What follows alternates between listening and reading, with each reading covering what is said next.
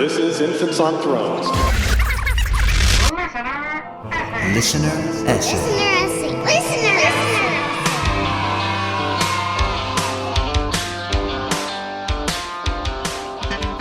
Welcome back to Infants on Thrones.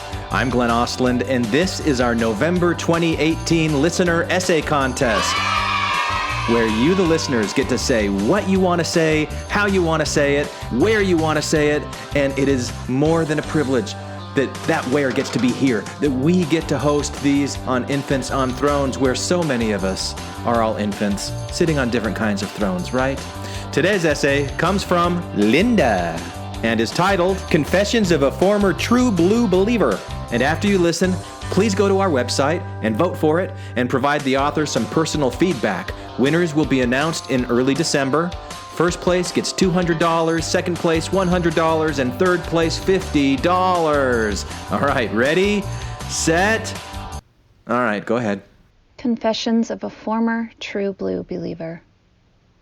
You are only free when you realize that you belong no place. You belong every place, no place at all. The price is high, the reward is great. Maya Angelou.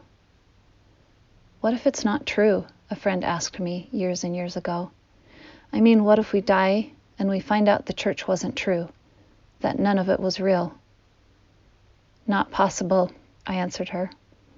That is beyond the realm of possibilities. I used to be a believer. I mean, a true blue through and through believer. But recently I made the decision to step away from organized religion and take my spirituality completely into my own hands. This wasn't a decision that I made lightly. Rather, it was a process that occurred over many years with many factors and experiences coming into play. What I thought as I began this transition and what I feel to be true now is that I was and still am on the right path for me. This has nothing to do with anyone else's beliefs or faith. It is my own very personal experience. I know that there are many people who believe that I have become lost, that I've been led astray, wandered from the true path, fallen away, or hardened my heart. Let me just say for the record that I have indeed entered what author Brene Brown calls the wilderness, but I have never felt lost. I have, however, felt alone on many occasions throughout this transition. I alone was making this choice. No one was leading me anywhere. I simply followed my heart where it led me and listened as my intuition spoke and at times screamed at me what the next step on this journey should be. There was no wandering, only earnest, heartfelt searching from the depths of my soul about what would be the right thing to do. As far as falling away or hardening my heart, if I did fall, it was a plunge into the deepest parts of myself that I had neglected for far too long. And if my heart became hardened to certain things, it was also softened to a great many things as well. No transition is ever clean or easy. No journey is completely smooth and trouble-free. In my leaving, I have made and continue to make mistakes. Emotions rise up and complicate everything, and as hard as I try to maintain my inner calm, at times I experience anger, sadness, anxiety, and frustration. I feel like this is a normal reaction to any major life event. As I said before, there are a number of factors that come into play in my decision to transition away from organized religion. Without getting too personal, I want to share or confess some of the reasons for my departure. I will use the term the divine to refer to what others may call God or the universe. Any term that people want to use is fine with me. This is just the one I chose to use for now. Confession number 1. I wanted off the merry-go-round. For 3 years, I was able to observe the workings of my religion from an outsider's perspective. This was a unique opportunity for me to experience what I called invisibility within the congregation.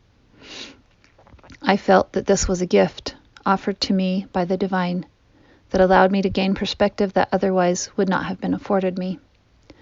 Being an observer gave me the freedom to study and pursue what my heart longed to learn more about, and to focus on my own growth and spirituality rather than preparing and teaching lessons from a specific manual or a signed lesson book, as had previously been the case. I often stated that I felt like I had been taken off the merry-go-round, and for the first time I was allowed to sit on a bench and watch it spin rather than be the one doing the spinning. From that vantage point, I could see that most of my time spent in religious activities added up to a lot of spinning and not a lot of authentic interactions or deep connections. Confession number 2, I wanted to take a stand. Being the mother of one gay child and one queer child was a great learning opportunity for me, and a very important part of my faith journey. My views on homosexuality, morality, marriage, parenting, families, and many other topics were touched by my experiences raising and supporting my sons. I came to reject the idea that any group of people was superior to or more worthy than any other group of people. I believe that the divine loves and honors each person exactly as they are, and that no one should ever be shamed, rejected, or ignored because of who they are at their core. Through many painful situations that my sons had to endure, I learned that even those who profess to love and follow God can be cruel, insensitive, and judgmental. Belonging to a religion doesn't make a person righteous or good, and belonging to no religion doesn't make a person unrighteous or bad.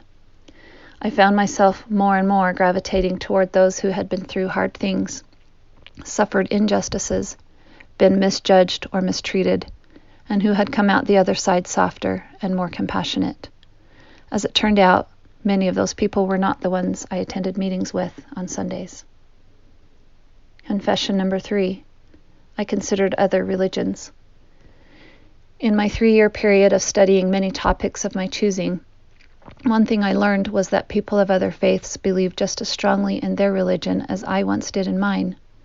As I thought about this, I realized that if I had been born on a different continent, in a different country, or even in a different state, my beliefs would most likely match those of the majority of people around me, my family, my community, etc. I also learned that all religion stems back to the same place, or that each individual belief system is a branch off of one or two major belief systems. This helped me to see that our commonalities are much more prevalent than our differences. Knowing this gave me permission to entertain the idea that there is not one right or true religion. There is no elite group that has all the answers. Ultimately, it's up to each person to choose what they believe and what works for them, and not just blindly accept whatever they were spoon-fed as children. I've learned that most of what we choose to believe is based in emotion, not in logic. So it makes sense to me that we should check in with our own intuition, rather than relying on only an outside authority as we proceed on our personal faith journeys. Confession number 4, I was tired of guilt and shame. Once I became an outsider or an observer of faith, I realized that religions very often use shame and guilt to get people to keep the rules and be good. In order to be what was considered worthy, I had to endure an enormous amount of external as well as internal shaming. What appears on the surface to be a simple teaching on purity can over time morph into negative beliefs about one's own body or toxic thoughts about one's sexuality. This shaming culture is a prominent factor in why so many LGBTQ youth are attempting and in many cases succeeding in taking their own lives rather than face the shame of being seen as different. There is probably a small percentage of people for whom guilt is a positive motivating factor. But once I arrived at a place where that no longer worked for me, and I could see the harm it was doing to so many who sincerely wanted to belong, I knew it was time to let go. Confession number 5, my heart said go. It's time to go. It's time to go. I got that message for quite a long time before acting on it because it's just super hard to leave. It's so incredibly hard and painful to separate yourself from a community of people that you love, who have supported you and who know and care about you.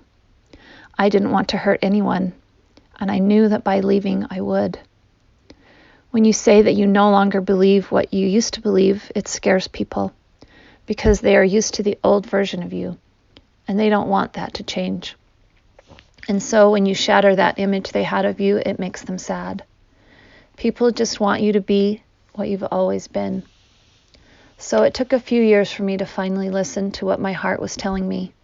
It was time to go. I didn't have any idea where I was going, and I certainly wasn't leaving one religion behind in pursuit of another one. I just knew in my heart that my boat had reached the shore a long time ago, and it was time to get out of the boat and continue on my journey. Confession number 6. I gave myself permission to not know. At some point on this journey, I let myself entertain the notion that what I believed may not actually be knowledge, but merely a set of beliefs that I had become attached to. And since pretty much everyone around me seemed to believe the same things I did, that set of beliefs worked for me for a long, long time.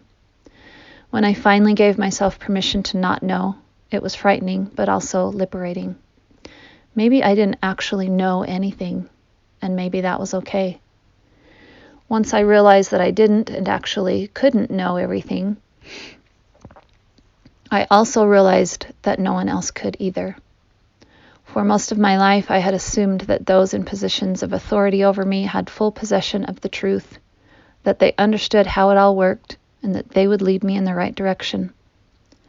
But a few personal experiences taught me that these people, mostly men in my case, didn't have any greater access to the divine than I did, and that I was in fact more capable of answering my spiritual questions for myself than they were. Why should I rely on them or anyone else to feel connected to my higher power or my true source? It just didn't make sense. In his book, A Religion of One's Own, Thomas More states of his own personal spiritual journey, I now believe that it would have been irreligious of me to stay in the church, instead of following through on my intuition that fate had a different life in store for me.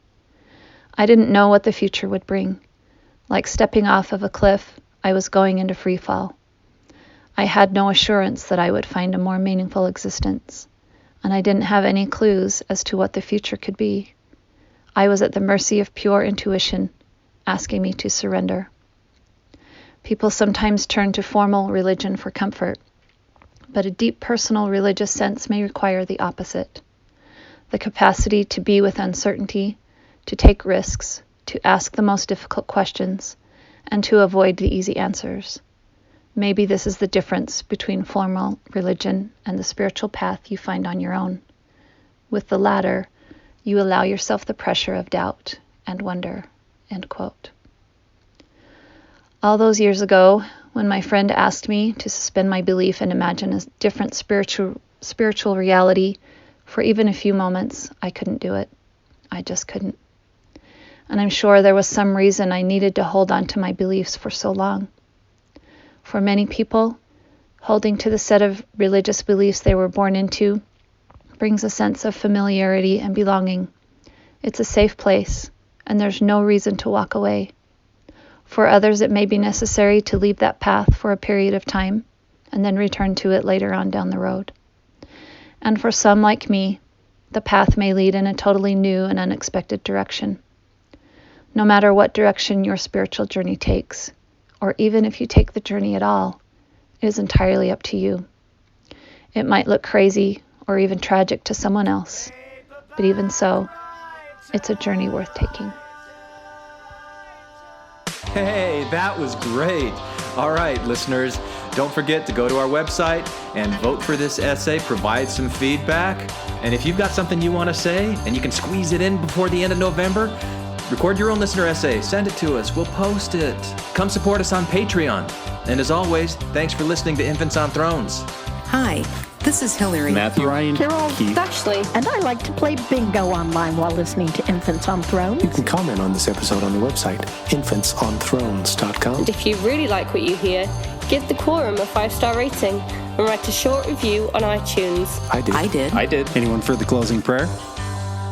Thank you for listening to Infants on Thrones.